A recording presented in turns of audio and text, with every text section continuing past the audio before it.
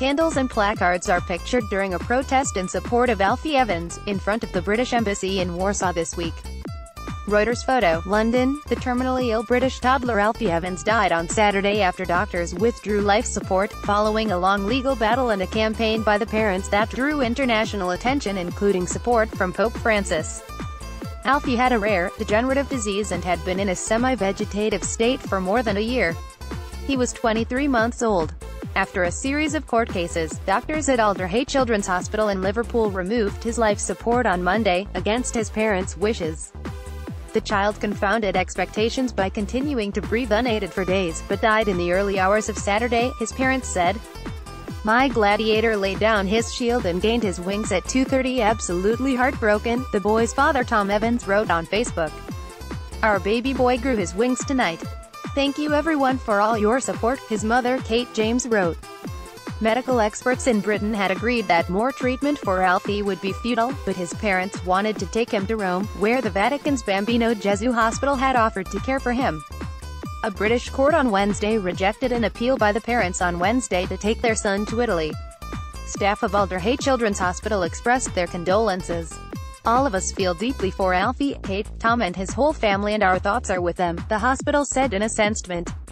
"This has been a devastating journey for them." Supporters began to leave floral tributes outside the hospital, and a post on the Alfie's Army Facebook page, which has 801,000 members, said balloons would be released from a park near the facility later on Saturday.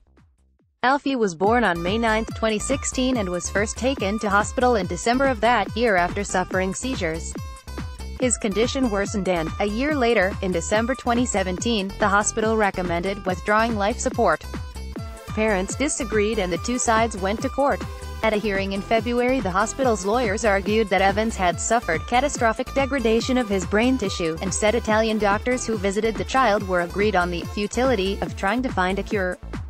Helen Cross, an expert in child epilepsy at another children's hospital in London, told the hearing that scans showed over 70% of the baby's brain fiber had been lost, and said there was no prospect of recovery. Pope Francis intervened several times in a case that touched hearts around the world and prompted vigils in Italy and Poland. Earlier this week, the pontiff wrote on Twitter that he hoped the parents' desire to seek new forms of treatment may be granted. "The only master of life, from the beginning to its natural end, is God, and our duty is to do everything to protect life," he said.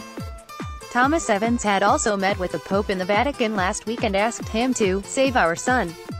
Italy granted citizenship to the toddler on Monday in the hope of facilitating his transfer to the hospital in Rome. After losing his legal battle, the father on Thursday had asked supporters, who have staged angry vigils outside the hospital where the baby was being treated, to go home.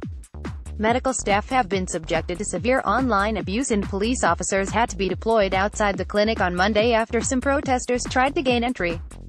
The case is the latest in a series of high-profile battles between parents of seriously ill children and the British authorities. British law states that parents cannot demand a particular treatment to be continued where the burdens of the treatment clearly outweigh the benefits for the child. If agreement cannot be reached between the parents and the healthcare professionals, a court should be asked to make a declaration about whether the provision of life-sustaining treatment would benefit the child.